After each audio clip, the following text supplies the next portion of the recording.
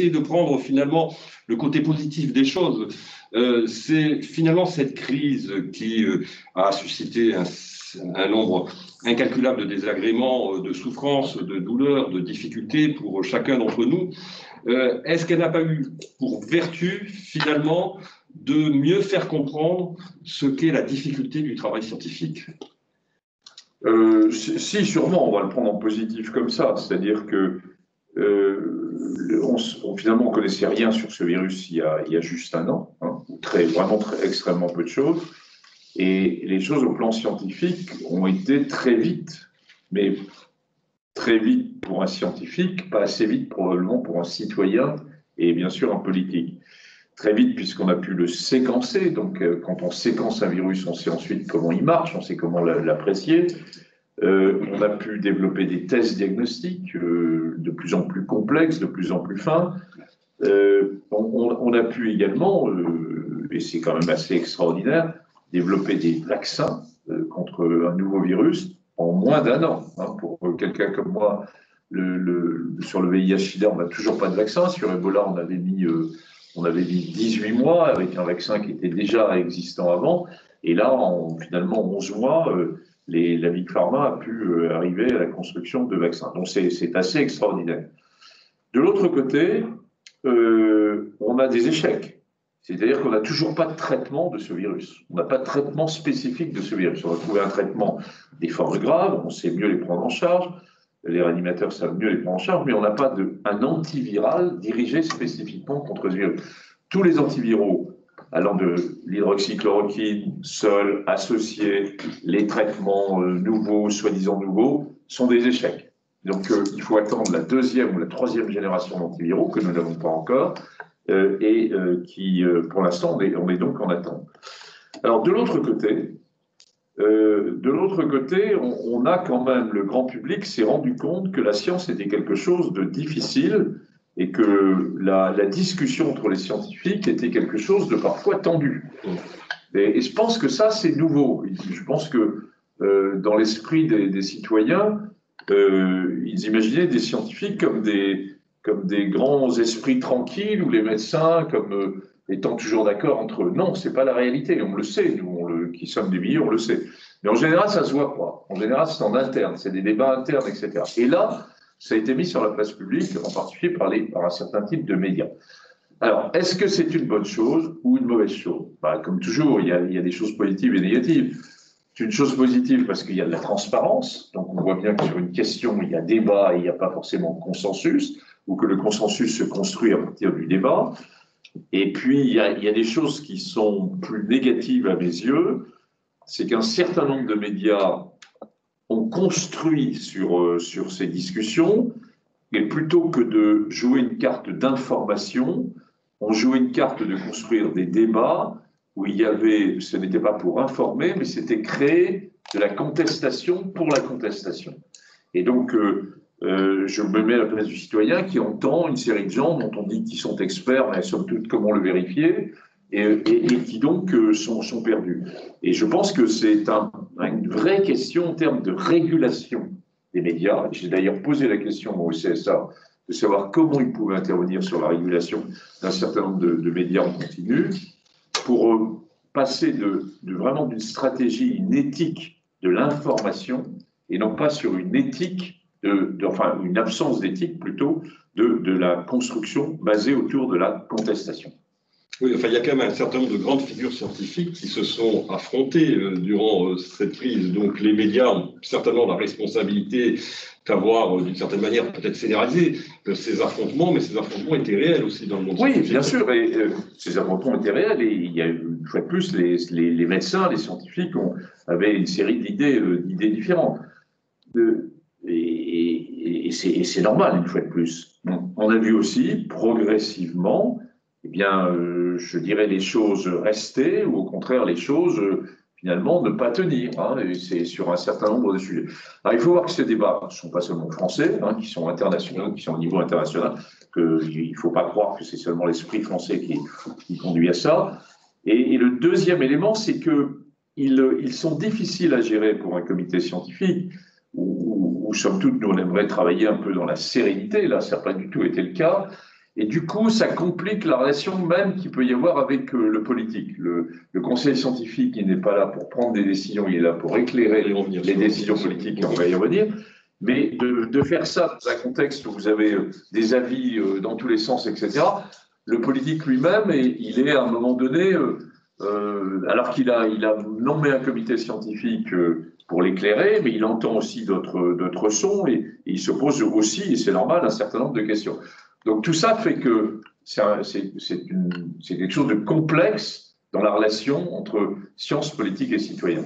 Alors justement, quand vous êtes nommé président du conseil scientifique, au démarrage de cette crise sanitaire, avec un virus qui ne semble pas être sous contrôle un peu partout en Europe, qu'est-ce que vous vous dites à ce moment-là, lorsque vous prenez en charge cette responsabilité?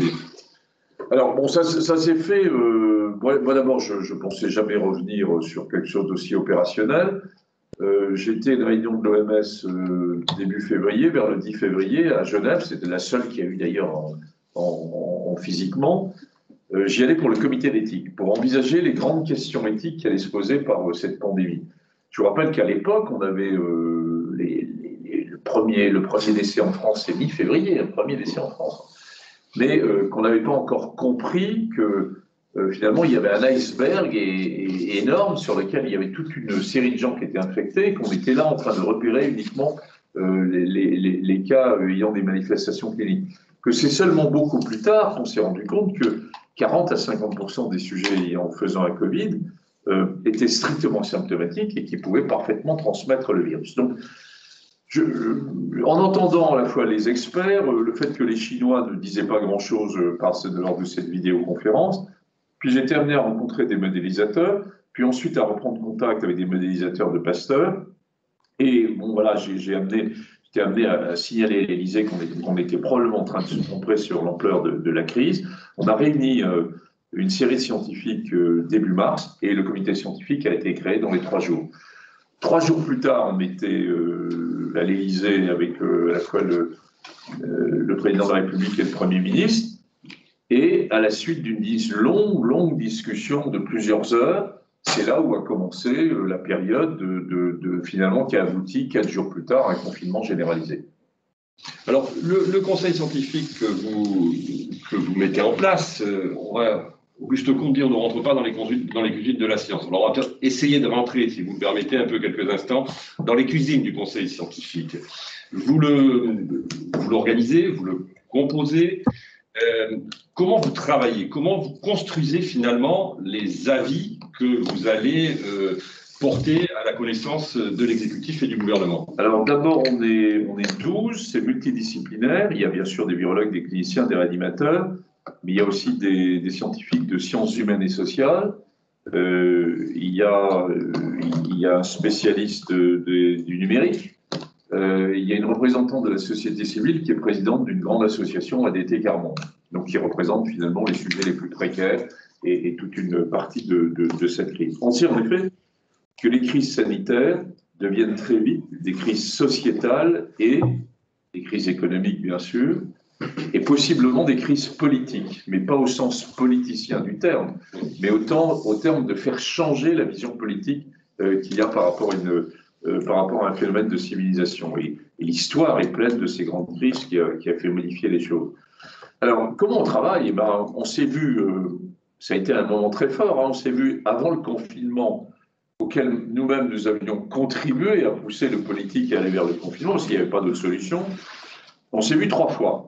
Et après, on s'est vu uniquement jusqu'à juillet, uniquement pratiquement par vidéo ou par téléphone. On a travaillé tous les jours, au début 2 fois par jour, samedi, dimanche, c'est plus de 200 réunions, j'ai compté. Et ensuite, les avis, il y a 2 façons. Soit on est saisi sur un avis par les autorités politiques, le ministre de la Santé, le Premier ministre, l'Élysée, ou bien, et c'est fondamental à mes yeux, on peut s'auto-saisir. Et on est indépendant, parce que tout le problème, c'est de garder une indépendance par rapport au politique. On est nommé par le politique, donc comment garder une indépendance? Et garder une indépendance, c'est d'abord pas avoir de relation, je dirais, hiérarchique avec lui, je pourrais y revenir. Deuxièmement, c'est pouvoir s'auto-saisir de sujets. Et troisièmement, rendre ces sujets, de rendre nos avis publics, que ce ne soit pas seulement des avis confidentiels pour le politique, mais c'est les rendre publics. À partir du moment où ils sont rendus publics, eh bien, ils créent un lien entre le comité scientifique, le politique qui suit ou pas les avis du comité scientifique et le citoyen. Alors, vous avez justement insisté sur la dimension indépendante du conseil scientifique. Vous n'êtes pas sans savoir qu'il y a eu un certain nombre de critiques qui ont été portées sur le conseil scientifique en disant que le conseil scientifique, finalement, je veux dire, faisait un travail politique qui n'était pas légitime au regard du fonctionnement démocratique. Est-ce que vous avez vraiment le sentiment que la communication, justement, sur le travail qui est le vôtre, c'est-à-dire un travail finalement d'aide d'éclairage et d'aide à la décision, et encore une fois, vous avez bien insisté sur le fait que c'est politique, et ce qui est normal en démocratie, qui prend les décisions, est-ce que vous avez vraiment le sentiment que sur cet aspect-là de la communication, vous êtes parvenu à convaincre l'opinion publique de ce fonctionnement quasi chirurgical entre le conseil scientifique et le pouvoir politique? Alors, probablement pas. Probablement pas suffisamment. Enfin, je pense qu'il y a eu plusieurs étapes et on pourra revenir sur la relation entre science et politique dans ce cas présent. Je pense que jusqu'au mois de septembre, beaucoup de gens considéraient qu'on était un outil du politique. Hein, quoi qu'on ait dit, quoi qu'on ait fait, et qu'on était un outil du politique. En septembre, je vous rappelle que le conseil scientifique, qui dès le mois de juillet avait dit qu'il y aurait une deuxième vague, qu'elle surviendrait à l'automne, que je me suis trouvé annonçant qu'il faudrait prendre des mesures difficiles dès début septembre, et que personne n'avait envie de croire ça. Hein. Ni le politique, qui était dans la phase de reconversion économique, ni le citoyen, ni les médias. Donc on a eu une période un peu difficile pendant le mois de septembre. On a eu quelques difficultés à faire comprendre aux politiques qu'on allait repartir avec une deuxième vague. Et je vous rappelle, la très grande difficulté de cette maladie, ce n'est pas une augmentation linéaire quand ça commence à partir, c'est une augmentation exponentielle. C'est-à-dire c'est très calme au début, puis brutalement ça monte. Hein. On a d'ailleurs la même question là qui va se poser dans les semaines qui viennent. Bon. Et donc finalement, le politique a commencé à prendre des décisions. La même question, je vous interromps 30 secondes. Vous considérez que ça va remonter? J'y reviendrai, oui. Je considère que ça va remonter. Donc on s'est trouvé en septembre avec cette situation, et finalement le politique a pris des décisions, d'abord de couvre-feu, puis de confinement à la fin octobre. Et là, je crois, en particulier les médias, mais aussi des observateurs, on se sont dit, dans le fond, d'abord ils avaient raison, hein, de nous prévenir qu'il y aurait une deuxième vague. Deuxièmement, ils l'ont dit, ils n'ont pas été écoutés aussi vite que ça l'aurait dû. Donc, on a trouvé une certaine forme de visibilité et d'indépendance par rapport aux politiques, qui ne change rien, ce n'est pas l'objet. Hein. On est en France dans un dialogue avec le politique qui est plutôt de bon niveau. Hein. On n'est pas du tout dans un modèle US, hein, par exemple. Mais donc, je pense que là, on a pris, je dirais, une certaine forme de position. Après, sur la relation avec le politique, il y a 3 points sur lesquels je voudrais insister. Premièrement, l'indépendance, on l'a vu, qui se construit. On a l'indépendance qu'on a construite. Hein. C'est pas établi. C'est comme on a la confiance qu'on a construit. On a l'indépendance qu'on a construite. Deuxièmement, la notion du temps n'est pas la même. La science, elle prend du temps. Moi, j'avais bien annoncé qu'il nous faudrait plusieurs mois pour avoir des premiers résultats d'enjeux thérapeutiques. Il nous a fallu plusieurs mois. Ça a été plus rapide sur le vaccin. Et le temps du politique, il est de quelques jours. Le temps des médias, il est de quelques heures. Le temps du politique, il est de quelques jours. Le temps de la science, il est plutôt en semaines ou en mois. Donc, il y a cette discordance sur le temps. Le troisième élément, c'est le doute. Pour être un bon scientifique, il faut douter. Ça se construit, c'est basé sur, finalement, je pose une question, j'ai les éléments de réponse, et puis je doute, je dialogue avec d'autres scientifiques. Et le politique l'admet, en particulier pour les politiques français, qui dans la majorité en ce moment sont issus de l'École nationale d'administration, n'ont pas passé de thèse de science, contrairement par exemple aux politiques allemands. Et bien le dialogue avec quelqu'un qui n'a pas la notion du doute, mais qui croit savoir, et d'ailleurs c'est une série de gens très intelligents qui savent beaucoup de choses, mais la notion du doute, de leur impliquer le doute, c'est pas toujours facile. Donc sur la notion de l'indépendance, du temps et du doute, voilà 3 points. Après ça, je dirais que les relations entre le comité scientifique, qui a trouvé sa place, me semble-t-il, et le politique en France ont été de bon niveau et dans le dialogue dans lequel il devait être, c'est-à-dire chacun sa place, et nous en particulier, pas du tout pour décider quoi que ce soit. Il n'y a jamais eu de troisième pouvoir médical en France, mais uniquement pour éclairer le politique. Ah oui, alors justement, qu'est-ce que vous répondez à ceux que finalement cette crise fait apparaître de manière criante un biopouvoir qui dicterait finalement sa conduite à la fois au gouvernement et à la société? Donc, que répondez-vous à cette critique? je réponds que c'est totalement une utopie. Ça fait bien sur les plateaux de ça que tout ça sera oublié à la fin de la crise et qu'on est une grande démocratie en France. Et que les décisions sont d'ordre politique au sens vrai du terme. Alors, parce que vous avez bien insisté sur un aspect qui me paraît absolument capital et qui est quand même apparu de manière assez forte durant tout le développement de cette crise qui malheureusement n'est pas finie, en l'occurrence, c'est la question de la temporalité. C'est-à-dire qu'on sait très bien que la temporalité scientifique, elle n'est pas la temporalité politique et la temporalité médiatique. Et que vous avez parfaitement dit, le scientifique, c'est quelqu'un qui doute, et le politique, c'est quelqu'un qui doit agir, c'est-à-dire qu'il doit finalement opérer en fonction d'un certain nombre de certitudes pour répondre à des questions que lui pose la société. Est-ce que vous avez senti un moment, par exemple, une impatience du politique, une impatience exprimée même par l'administration au regard de la situation à laquelle elle-même était confrontée dans la gestion de cette crise et par rapport aux réponses que vous pouviez lui faire, qui étaient parfois des réponses qui reposaient sur des hypothèses, forcément? Alors, moi, j'ai envie de vous répondre qu'on a d'abord le choix, finalement, de considérer le sanitaire comme prioritaire n'est pas notre choix, c'est un choix politique. C'est le président de la République l'a annoncé en tant que tel, c'est un choix véritablement politique. Et nous, on l'a accompagné dans ce choix. Que le Conseil scientifique a bien conscience que sur un certain nombre de décisions, il y a bien sûr des enjeux sanitaires majeurs, c'est notre rôle, on les connaît, mais qu'il y a aussi des enjeux qui sont des enjeux sociétaux, qui sont des enjeux économiques. Hein. On pourrait revenir, et qui sont des enjeux même qui reviennent sanitaires. Par exemple, on discute là depuis quelques jours de l'état de santé psychique de nos jeunes étudiants qui ne se connaissent pas, qui n'ont pas été en première année, qui est un problème majeur, avec beaucoup d'anxiété, beaucoup de dépression, plus qu'on en a vu jusqu'à maintenant.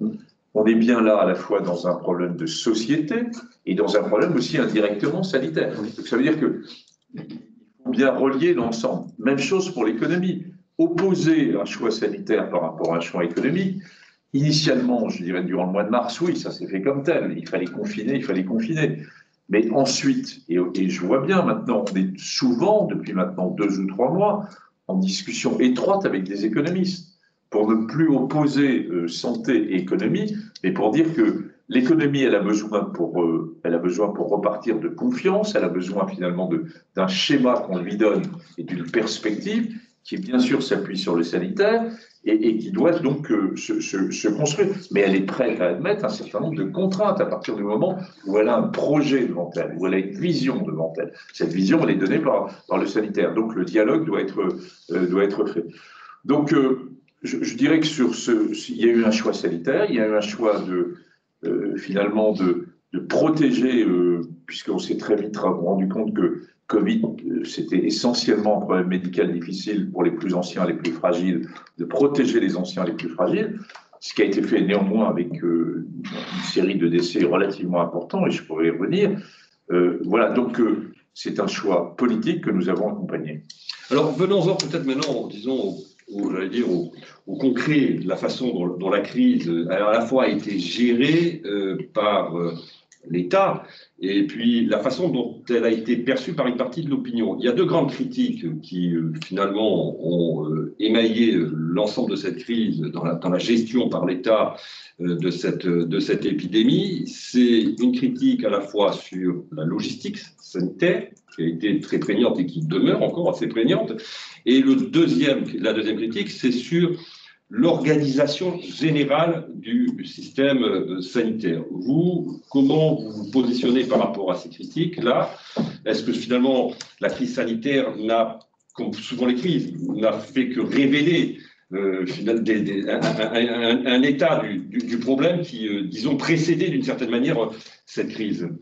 Alors, c'est vrai on était en France avec, et ça a été bien redit depuis plusieurs années, avec une vision de la santé autour du soin qui avait, par des gouvernements successifs, c'est ancien, ça date, je l'ai vécu moi en tant qu'hospitalier, par une restriction d'un certain nombre de crédits et par une vision de la santé qui devait être plutôt un élément non plus uniquement autour de la santé des personnes, mais avoir une rentabilité économique. Et donc, on arrive avec un plateau hospitalier, une série de questions, enfin de points de ce type qui ne sont pas dans la meilleure forme.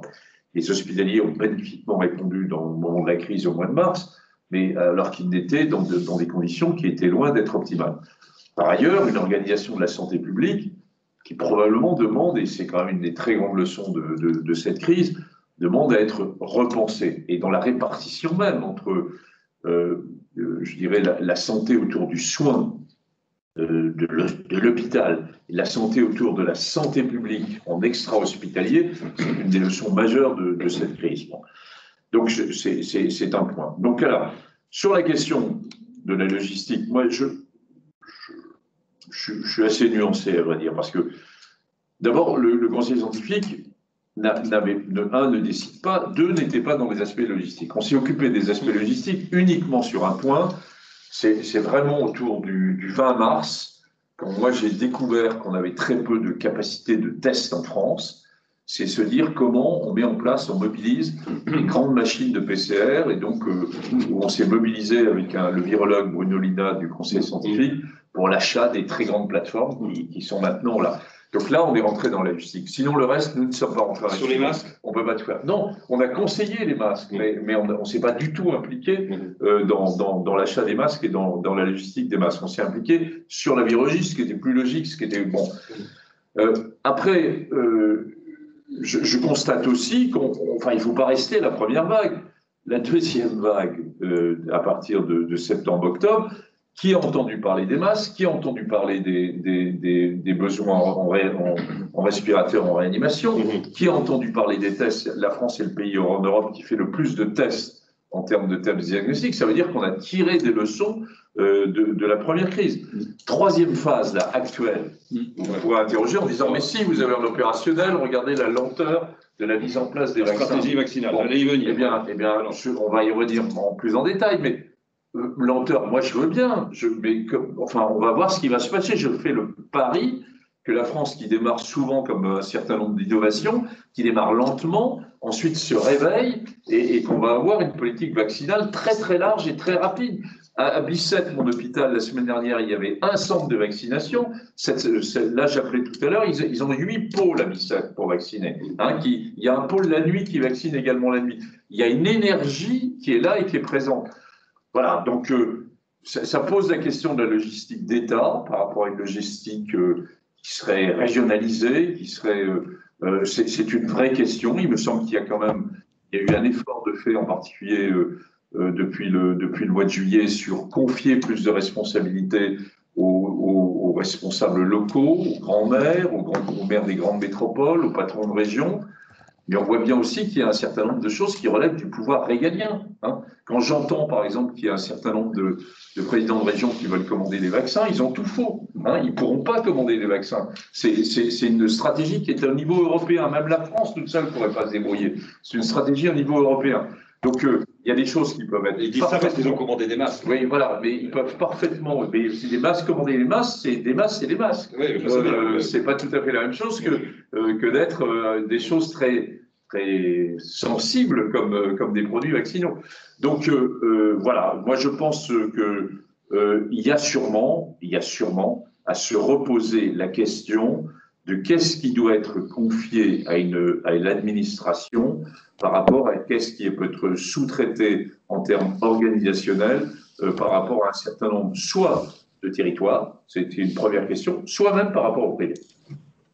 par rapport au territoire, donc on a vu en effet que les élus locaux se sont beaucoup mobilisés, et continuent d'ailleurs à se mobiliser aujourd'hui. Je voudrais revenir sur une proposition, alors on n'entend plus beaucoup parler, mais il l'avait faite, du président du Sénat, notamment concernant les ARS, qui ont été au centre de cette crise, et parfois d'ailleurs assez critiqués parfois par certains acteurs, en l'occurrence, et qui dit que finalement, ce qu'il faudrait, c'est que les ARS soient placés au niveau des régions directement. Qu'est-ce que vous pensez de ce type de proposition? Je pense que ça mérite réflexion. Qu'il y a, vous savez, cette dualité entre le pouvoir du préfet, le pouvoir du directeur d'ARS et finalement le président de région. Hein. Oui. Que c'est une vraie question. Je pense qu'il est encore trop tôt là. Est-ce que c'est un bras armé de l'État comme c'est actuellement, ou est-ce qu'au contraire c'est un bras armé de l'État qui est sous-traité entre guillemets avec les régions? C'est une vraie question organisationnelle. C'est un peu tôt pour la résoudre en ce moment. D'accord. Alors juste, j'en profite pour saluer, nous avons, puisqu'on a parlé en fait de politique publique, hein, déjà, en l'occurrence, les étudiants d'un master 2 de management des affaires publiques de l'HEIP, qui est dirigé par Régis Passerieux, et signalé qu'ils sont en train de préparer un rapport collectif dans le cadre de leur scolarité, d'évaluation des politiques publiques sur la gestion publique de la crise du Covid-19. Donc c'est un exercice pédagogique, et qu'ils ont rencontré des responsables de la PHP, des parlementaires des missions d'information, des services de soutien aux entreprises à Bercy, et que ce rapport sera présenté au préfet Renaud Vedel, qui est le directeur du centre interministériel de crise, et ils ont échangé avec lui. Donc je voulais juste insister sur cette initiative très intéressante sur le plan pédagogique. Alors, on va peut-être commencer à prendre quelques questions. J'ai une première question d'ordre très général venant d'un étudiant qui nous dit la chose suivante. Il nous dit: avec cette crise d'une ampleur inédite, comment percevez-vous la place du monde de la santé au sein du pouvoir politique pour les années à venir? Vaste question. Oui, non, mais je pense qu'il ne faut pas se tromper. Hein. En France, une fois de plus, on est une grande et belle démocratie. Bon. Et on est une démocratie qui repose sur des élections. Donc, ce sont bien les politiques qui nous dirigent, entre guillemets. Bon. Il y a deux questions qui, à mes yeux, se posent. C'est qu'on peut avoir très bien ce type de démocratie classique et avoir à côté ce qu'on appelle la démocratie sanitaire. La démocratie sanitaire, c'est la construction finalement de nouvelles idées, de l'organisation sanitaire, qui se fait en s'appuyant à la fois sur le politique, mais aussi sur les professionnels de santé et sur les citoyens. Et de leur demander leur citoyen. Et je le regrette profondément qu'il n'y ait pas eu dans cette crise, le Conseil scientifique l'avait demandé dès le mois d'avril, un comité citoyen Covid qui permette d'éclairer, par exemple, de poser un certain nombre de questions, d'avoir des suggestions au moment du déconfinement, au moment de la deuxième vague, maintenant on l'aurait, et qui aurait été, à mes yeux, très instructif pour le scientifique, mais aussi pour le politique. Alors il vient d'être créé, c'est pas trop tard, on a été entendu après 8 mois, autour d'un comité vaccin, mais qui arrive un tout petit peu tard, et on a vu les discussions qu'il pouvait y avoir. Alors pour la suite, Jean-François, les associations de patients qui ont un tissu extrêmement dynamique en France notamment et ailleurs, est-ce qu'elles ont été véritablement impliquées? Non, pas suffisamment. Hein. Et alors, il y a eu le premier choc, évidemment, je dirais, qui a été le choc complet du mois de mars et du confinement. Mais après, on aurait pu s'appuyer. On a une série de structures associatives sur lesquelles, à mes yeux, on ne s'est pas suffisamment appuyé. Les associations elles-mêmes ont mis du temps à relever du choc initial, hein, de ce blast un peu qui est arrivé avec le mois de mars. Mais c'était bien la raison pour laquelle on avait demandé un comité citoyen. Pour la suite, moi, je m'interroge sur deux choses.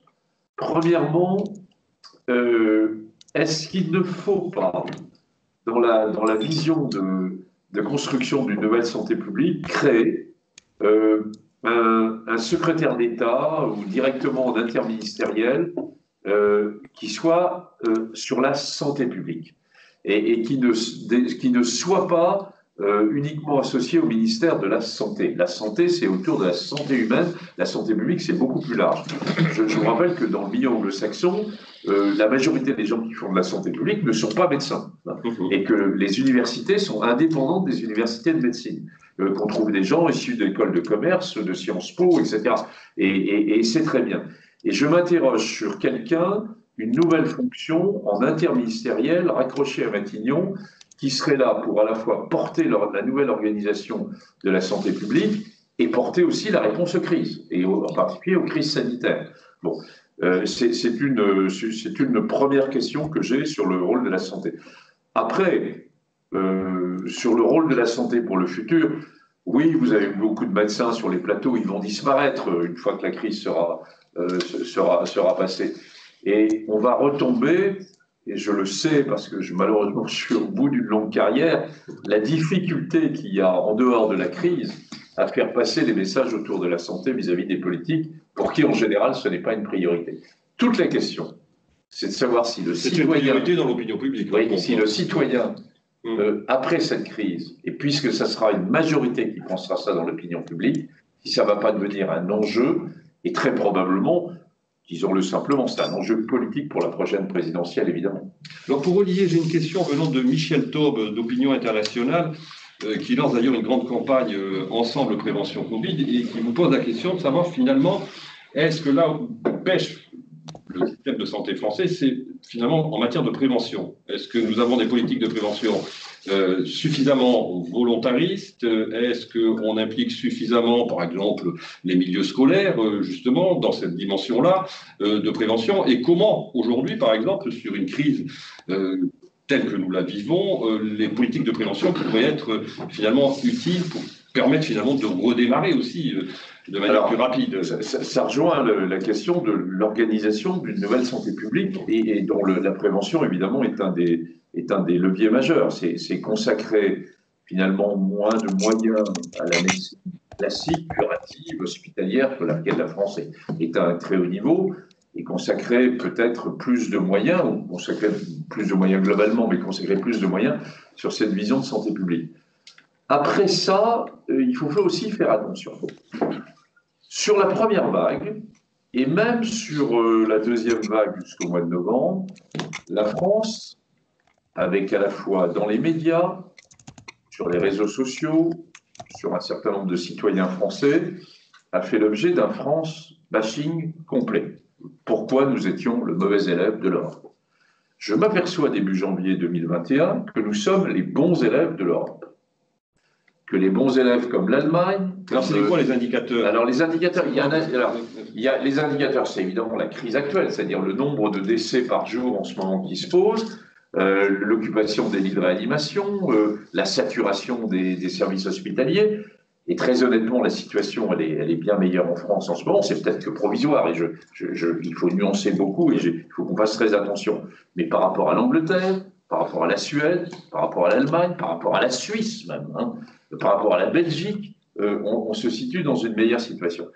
Le résultat final de tout ça, mais ce n'est pas terminé, sera probablement en termes de santé le nombre de décès pour 100 000 habitants. C'est probablement ce qui sortira. L'Allemagne est encore mieux que nous. Mais l'Allemagne, ils sont en ce moment à 1300 décès par jour. C'est-à-dire que voilà, ça va vite. Regardez ce qui se passe dans la plus grande puissance du monde. Elle est encore, je pense, qui sont les États-Unis, où on est à 3900 décès par jour en ce moment. C'est-à-dire que la puissance technologique la plus importante est complètement sous la vague. Donc ça veut dire que, voilà, on peut évidemment faire mieux en France, il faut qu'on fasse mieux, il faut qu'on se réorganise, etc. Mais on n'est pas non plus les plus mauvais de la classe. Et on est probablement dans une situation un peu intermédiaire.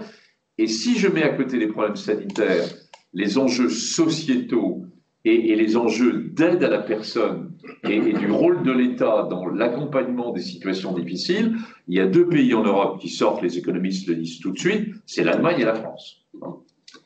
Juste pour rebondir sur ce que vous dites, on regarde la situation actuelle et donc des mesures qui ont été prises à partir d'octobre, c'est-à-dire le couvre-feu, premièrement, dans un certain nombre de métropoles, puis ensuite dans un certain nombre de régions, puis ensuite le deuxième confinement très différent du premier en l'occurrence. Est-ce que vous considérez que finalement les indicateurs que vous considérez comme positifs aujourd'hui, tels que vous venez de les décrire, sont le résultat finalement d'avoir confiné finalement assez tôt en l'occurrence, puisqu'en fait on a été, je crois que l'Irlande et le Pays de Galles avaient confiné juste avant nous, et puis Israël en l'occurrence, on a été je crois les troisièmes ou les quatrièmes à reconfiner assez rapidement. Vous considérez que cette mesure a été une mesure qui a été prise en temps et en heure et qui expliquerait aujourd'hui le fait que la pression finalement épidémique est peut-être moindre en France qu'ailleurs? Alors, comme je vous l'ai dit, j'aurais souhaité en septembre que ces mesures soient même prises avant. Oui. Donc, elles ont été prises fin septembre et début octobre. Elles ont été prises plus précocement que dans d'autres pays. Et en effet, c'est lié à ces mesures que la situation en France est actuellement, je dirais, un peu plus satisfaisante qu'en d'autres pays. Il y a une deuxième raison, pour être très franc aussi, c'est que nous n'avons pas le variant muté anglais, qui, je le rappelle, a un taux de transmission qui est nettement plus élevé que le virus normal. Il vient juste de pénétrer en France. Et d'ailleurs, c'est ça qui nous inquiète, parce que quand on fait de la prédiction, on se rend compte on est autour de quelques centaines de cas par jour en ce moment, en gros, ça représente 1% du virus circulant. Mais si on fait de l'anticipation, on sait qu'il va être à un niveau très élevé à partir du 1er mars et évidemment du 1er avril. Et c'est la raison pour laquelle, pour ne pas se retrouver comme dans une situation en particulier comme en Angleterre, en Écosse et en Irlande, il faut prendre des mesures très vite, dès maintenant, non pas pour éviter ce virus anglais qui est déjà là, mais pour limiter la diffusion complète de ce virus dans le modèle français. On est dans une course contre la montre entre l'apparition du variant et l'arrivée des vaccins. D'accord, mais on a une idée déjà, j'imagine, sur le plan de la cartographie. On a vu un cluster avec ce variant a été détecté à Marseille, un autre, je crois, dans les Hautes-Alpes, un autre d'ailleurs dans le 92 à Bagneux. Aujourd'hui, est-ce qu'on a une vision à peu près un peu générale de la circulation de ce variant depuis 3-4 jours? Alors, on sait que le variant n'existait pas dans la première quinzaine de décembre, sur une série d'enquêtes, que la première fois il a été détecté, c'est le 13 décembre. Ensuite, on a eu une série de cas ponctuels qui font annoncer qu'on aurait 60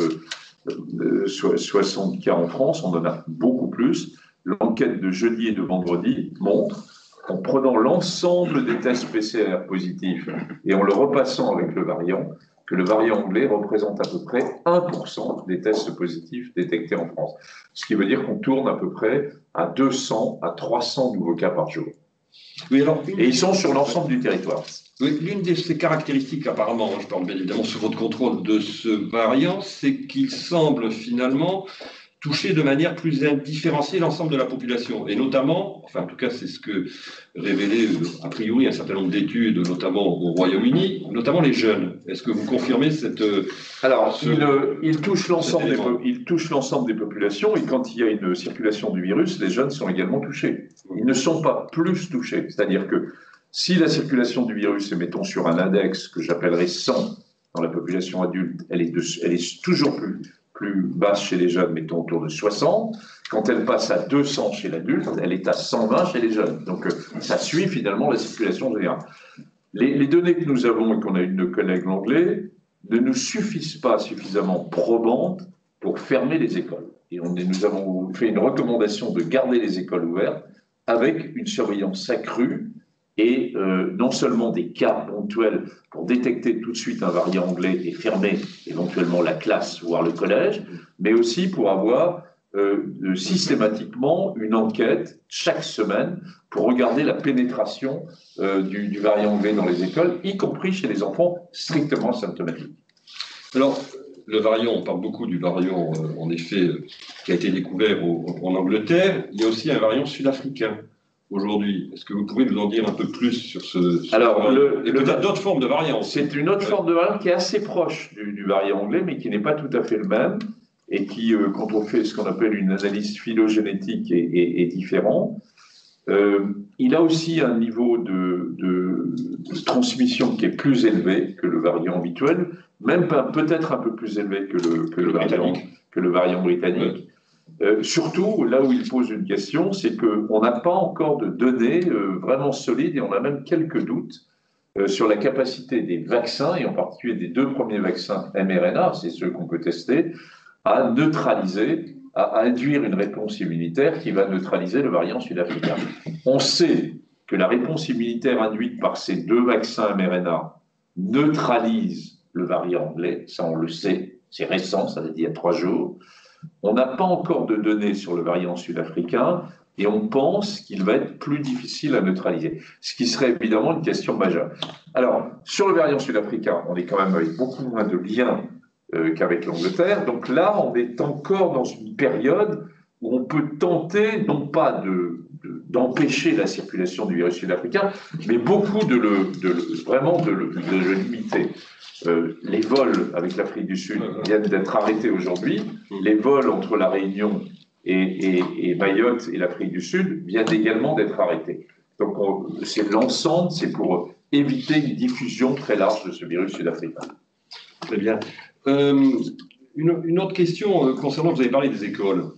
Bon, alors là, on est avec des étudiants dans l'enseignement supérieur. On a dit que c'était pour un certain nombre, un grand nombre d'ailleurs d'étudiants, de plus en plus une situation très difficile à vivre, le fait d'être isolé, de ne pas pouvoir tout simplement avoir des interactions avec leurs camarades, de ne pouvoir rencontrer leurs enseignants en situation de présentiel. Est-ce que vous considérez qu'aujourd'hui, finalement, la fermeture des universités s'imposait telle qu'elle a été décidée? Est-ce qu'il n'y a pas une petite lueur d'espoir à transmettre à nos étudiants? Si, on va. Elle s'est imposée pour des circonstances très, très particulières, qui sont la rentrée de septembre, la rentrée universitaire de septembre, que vous avez en partie vécu ou pas, et le périscolaire, le péri-université, la fête, les bistrots, a entraîné très clairement une série de foyers de contamination majeurs durant le mois de septembre. Enfin, c'est clair. On a maintenant des études très claires. Où est-ce qu'on se contamine en France? On se contamine dans les endroits où on mange et on boit et on enlève son masque. Alors, quelles sont les circonstances? C'est premièrement au bistrot, au restaurant, ça peut être aussi au restaurant d'entreprise, mais ça peut être aussi à domicile, c'est-à-dire les fêtes entre copains, les repas familiaux, c'est-à-dire des choses qui sont beaucoup plus nuancées, que les gens ont beaucoup plus de mal à accepter. Mais voilà, ce sont les 2 endroits majeurs. On mange, on boit, on enlève le masque, soit à l'extérieur, soit à domicile. Donc, le périscolaire, les fêtes périuniversitaires du mois de septembre ont été, c'est clair, un élément d'accélération de la vitesse du virus et de la circulation virale. Sans conséquences majeures pour les jeunes, puisque la majorité des formes de Covid chez les jeunes se passent très bien, mais ont contribué, compte tenu de la porosité entre notre population jeune et notre population plus âgée, leurs parents ou leurs grands-parents, eh bien une transmission, et on voit très bien les chiffres dans le mois de septembre qui passent d'une population à une autre avec une augmentation. Donc, ensuite, on rentre dans ces périodes que vous décriviez de la 2e vague, et il faut qu'on sorte de là, parce que c'est vrai que sur l'université, moi je suis extrêmement présent, et on le recommande dans notre dernière note, il faut qu'on essaie d'ouvrir pour le 2e semestre 2021 les universités avec une partie de présentiel. Les universités au sens très large du terme, et les écoles évidemment aussi. Les écoles universitaires, si je peux dire. Et donc, il faut qu'on y arrive, et avec des conditions qui peuvent être travaillées, qui sont en train d'être travaillées actuellement, pas présentiel pour tout le monde, mais présentiel pour une partie des étudiants. En alternance. En alternance. Éviter les fêtes périscolaires, ça c'est fondamental. Vous avez une responsabilité, les jeunes. On vous emmerde beaucoup dans une certaine mesure avec les trucs de restriction. On va cette fois-ci être très strict, préconiser un autoconfinement pour les personnes les plus âgées en attendant qu'elles soient vaccinées, ce qui va être aussi de nouveau très mal supporté par la population la plus âgée. On est bien dans un enjeu de tension générationnelle qu'on comprend parfaitement, mais on essaie là d'ouvrir sur cette population universitaire. Et à condition aussi de vous faire tester, tester et tester, et qu'on vous offre les tests, entre guillemets, plus faciles à faire à partir du mois de février. Donc oui, lueur d'espoir, en tout cas on va tout faire que malgré le variant anglais, on puisse ouvrir en partie en présentiel l'université pour le deuxième semestre. Pour le deuxième semestre, c'est-à-dire une échéance qui pourrait être celle du printemps, par exemple. Celle du printemps. Voilà, d'accord, très bien. Donc un message quand même d'espoir envoyé à nos étudiants. On me pose une question sur le variant brésilien. Oui. Est-il plus inquiétant? Alors le variant brésilien est encore un autre variant qui est issu d'ailleurs, c'est un variant commun pour régler son compte à l'autre avec le variant japonais. Mais ils sont passés du Brésil au Japon et avec des mutations qui sont exactement les mêmes. Il a aussi, semble-t-il, un facteur de transmission qui est plus élevé. C'est-à-dire les trois nouveaux grands variants, entre guillemets, ont des facteurs de transmission plus élevés. J'ai rien d'autre. C'est-à-dire qu'on est au début de quelque chose. Je ne peux pas vous dire s'il entraîne plus de pathologies, s'il est plus sévère ou pas, ce qui n'était pas le cas du virus anglais, du mutant anglais ni du mutant sud-africain. Et je ne peux pas encore vous dire si les vaccins protègent contre le mutant brésilien. Donc sur le fond, vous pouvez vous interroger, moi aussi je m'interroge, c'est pourquoi il faut 1 an de Covid pour voir l'apparition tout d'un coup de ces mutants. Et voilà, c'est ça. Alors est-ce qu'on est passé à côté et qu'il y a eu beaucoup de mutations? La réponse est oui, ce virus, par définition, il est en permanence avec des petites mutations. Elles avaient été regardées, analysées, il y a des labos entiers qui travaillent sur la surveillance des séquences virologiques au niveau mondial, avec un réseau qui existe là-dessus, et qui n'avait rien signalé. C'était notre grande inquiétude. Moi, depuis des mois, je me dis, mais quelle chance on a. La seule côté positif de ça, c'est qu'on n'a pas eu une mutation majeure qui nous fait basculer dans un autre monde. Et puis là, tout d'un coup, on a ce basculement avec ces mutants. Alors, c'est une vraie question, c'est la relation, ça pose aussi la relation avec les vaccins, c'est-à-dire que on est à la fois avec un énorme espoir avec les vaccins. Moi, j'y crois beaucoup. Je me suis fait vacciner la semaine dernière. Je n'ai pas d'état d'âme là-dessus. Il faut se faire vacciner pour la population la plus fragile et la plus âgée. Puisque ça protège contre les formes sévères. Les jeunes, vous avez le temps, il n'y a pas de souci, puisqu'on ne sait pas encore si ces vaccins jouent sur la transmission. Donc, vous ne précipitez pas, c'est pas le moment, on a tout le temps, etc. Bon. Mais, question posée, c'est est-ce qu'il ne va pas y avoir une pression de sélection avec ces vaccins et est-ce qu'il n'y aura pas des phénomènes d'échappement aux vaccins? Et c'est quelque chose qui est absolument pas classique dans l'histoire de la vaccination, mais avec ce virus qui est extrêmement particulier, c'est une question qui est sur la table. Alors une question aussi qui vous est posée plutôt, et qui là finalement fait appel à votre presque double casquette, comment prendre des décisions éthiques en situation d'urgence sanitaire? Alors c'est une vraie question. Et d'ailleurs, pendant les 6 premiers mois de la crise, de façon à séparer les choses, j'avais confié le comité d'éthique à ma vice-présidente, de façon à dissocier les deux fonctions. Après, je pense que je dirais que la crise sanitaire et la recherche, par exemple, en période de crise sanitaire, ne doit pas conduire à une recherche de deuxième zone. Ça doit être une recherche de qualité. Elle doit donc, entre autres, répondre à des grandes questions et positionnements éthiques. Ensuite, eh bien, l'éthique est là pour mettre en tension, pas forcément pour donner des solutions, mais pour mettre en tension les vraies questions. Par exemple, mettons-le sur le vaccin actuellement, la France a décidé, c'est une décision politique, de ne pas rendre le vaccin obligatoire, mais néanmoins, il y a une responsabilité pour les plus anciens. Non, j'étais pour cette position aussi, de ne pas le rendre obligatoire. En tout cas, dans un premier temps. Et parce que je pense que les plus anciens vont se faire vacciner. Moi, je fais le pari que les plus anciens vont se faire vacciner.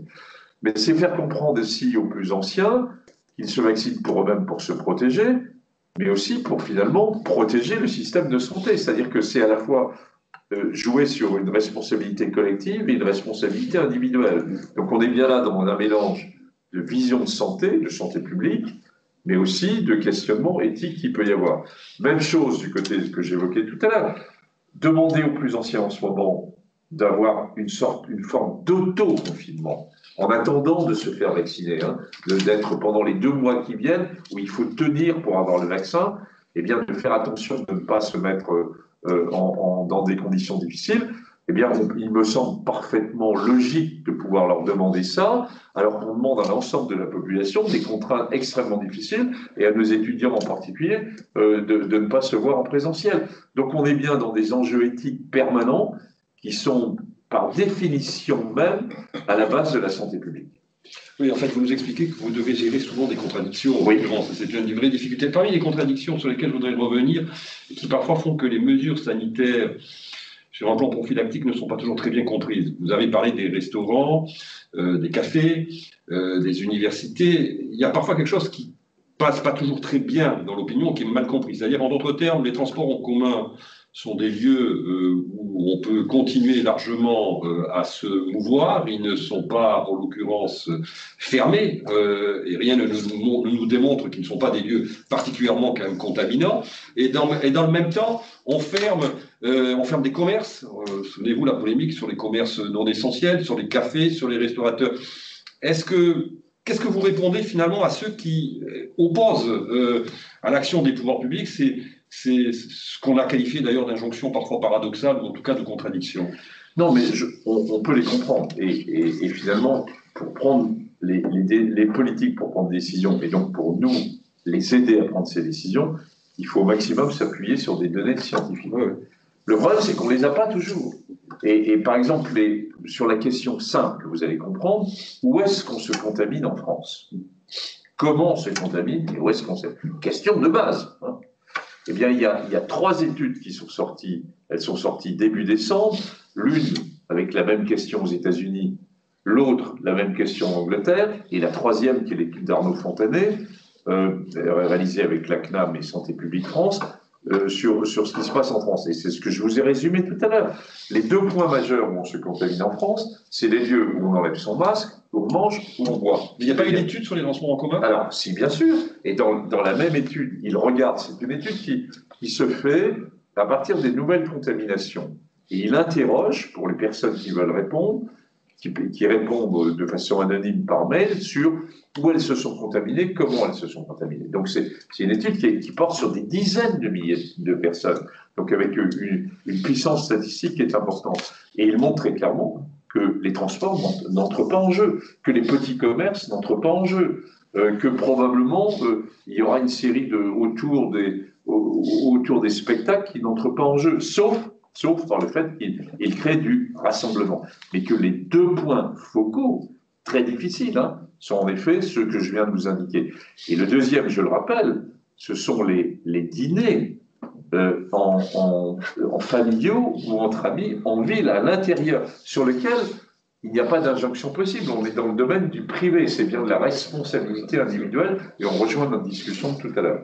Oui, alors justement à ce sujet, est-ce que vous considérez, au vu des chiffres que vous avez, puisque quand même c'était un élément important sur lequel on se posait des questions, si les dîners de fin d'année liés aux fêtes allaient malheureusement produire un rebond de l'épidémie, est-ce qu'aujourd'hui les premiers chiffres que vous commencez à avoir sont plutôt rassurants? Alors on peut dire que Noël, mais d'ailleurs c'était l'impression générale, les mesures et les consignes de mesures sanitaires ont été parfaitement respectées. Il y a eu énormément, vous le savez, de tests réalisés juste avant Noël.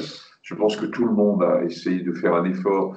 Tout le monde avait besoin de se réunir un peu familialement, mais de faire très attention.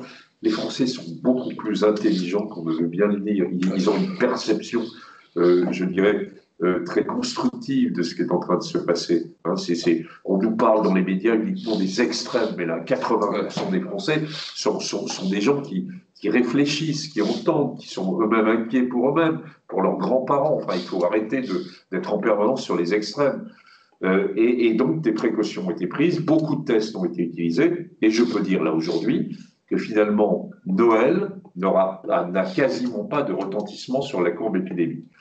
Pour le 31 décembre, c'est encore un peu tôt. On a quand même quelques signes, en particulier sur la détection de quantité de virus dans les eaux usées, qui est qui montrent que depuis quelques jours, il y a une augmentation certaine.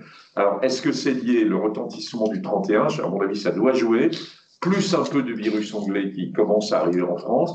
Et c'est bien sûr ça, la conjonction des deux, qui nous fait dire que cette situation française un peu particulière, hein, où on est à un certain niveau, mais où ça ne s'aggrave pas trop, on est mieux que les Allemands, on est mieux que les Anglais, elle ne va pas pouvoir durer. Hein. On va décrocher à un moment donné, et c'est pour ça qu'il faut savoir à un moment donné prendre des mesures le plus tôt possible pour qu'elles soient, je dirais, le plus efficaces possible, et qu'elles s'inscrivent finalement dans une démarche où on n'est pas à la poursuite du virus, mais on est plutôt avant le virus. Alors, sans vous dévoiler ce qui, évidemment, sera peut-être dit demain, quelles sont, selon vous, les pistes, en tout cas, qu'il faudrait, pour la matière, suivre, justement, pour...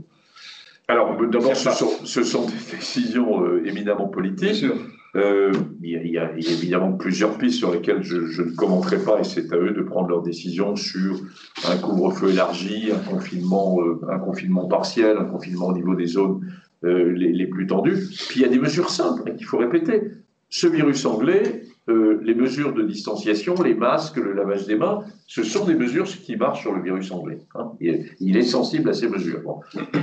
Deuxièmement, l'autoconfinement des personnes, des sujets les plus fragiles en attendant de se faire vacciner, c'est voilà une deuxième piste qui permet de... On ne leur demande pas pendant 6 mois, on leur demande pendant 2 mois, là, d'ici de se faire vacciner d'ici fin mars.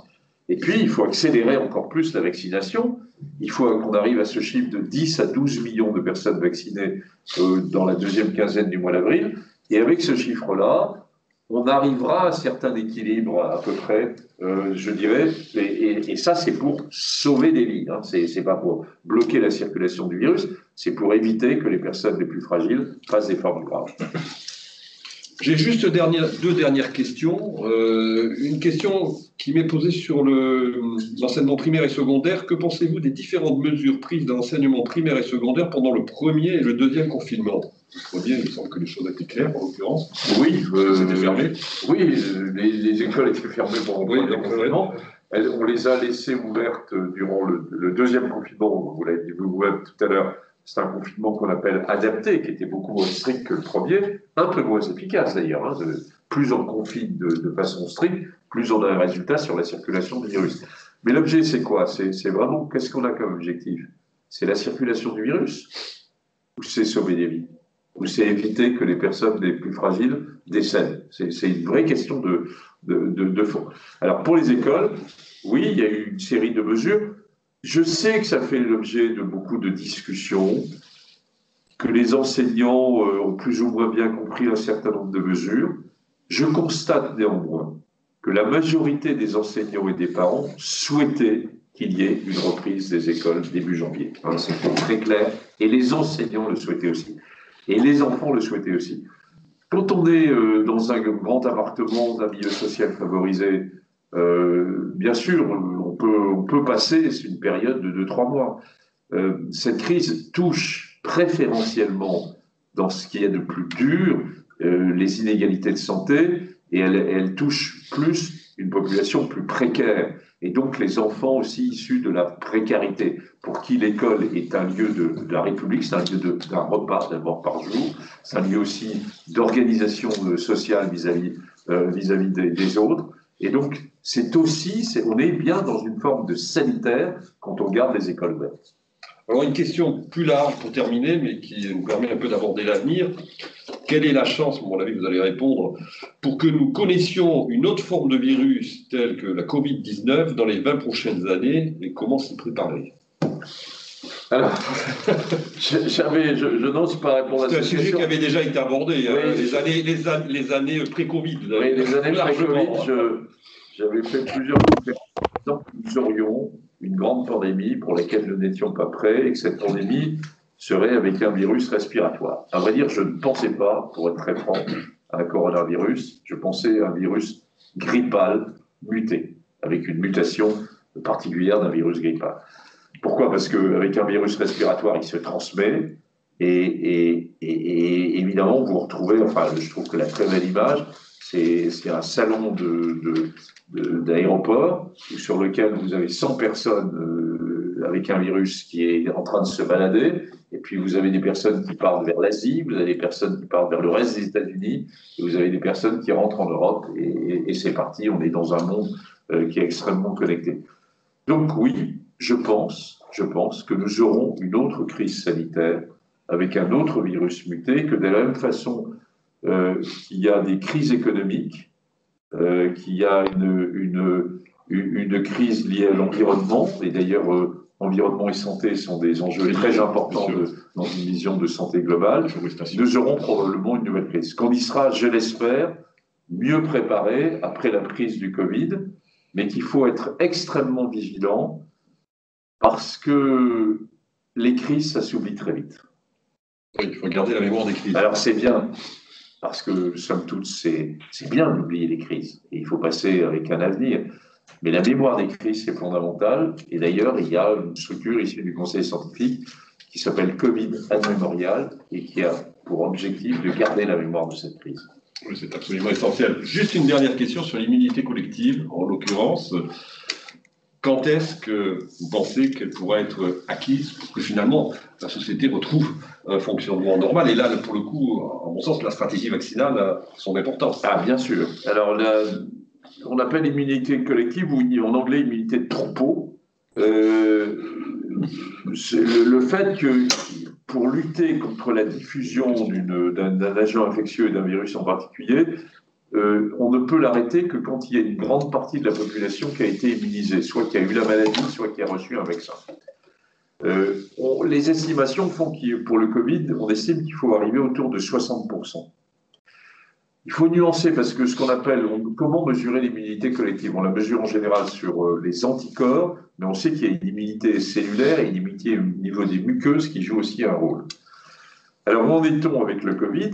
En France, en population générale, on est à 13-14%, en région parisienne à 20% de gens qui ont fait un Covid, et on va terminer, je dirais, au mois de mars, allez, on va être à 22-23% en population générale d'immunité liée au Covid. Là-dessus, on va vacciner donc 22% de 70 millions, ça fait 14 millions. Ensuite, on va vacciner 12 à 14 millions de personnes, des personnes les plus âgées pour la mi-avril. Ça fait 14 plus 12, tout ça va 26 millions de personnes. On va vacciner encore, mettons, une vingtaine de millions de personnes entre une population moins âgée, 20% de la population très jeune d'ici l'été. Donc on va être autour de 44 millions de personnes qui ont été soit infectées, soit vaccinées en France.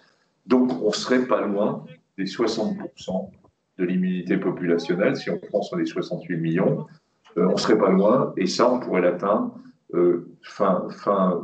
durant l'été ou début septembre.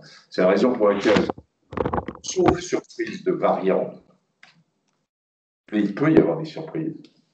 Avec la stratégie vaccinale telle qu'elle est mise en place, protéger les anciens dans un premier temps, puis jouer un rôle sur la transmission avec des vaccins de deuxième génération, on pourrait atteindre, je dirais, une immunité populationnelle suffisante pour recommencer à vivre, sinon normalement, on va dire, on aura toujours les masques, mais de façon plus facile, plus fluide, à partir de septembre.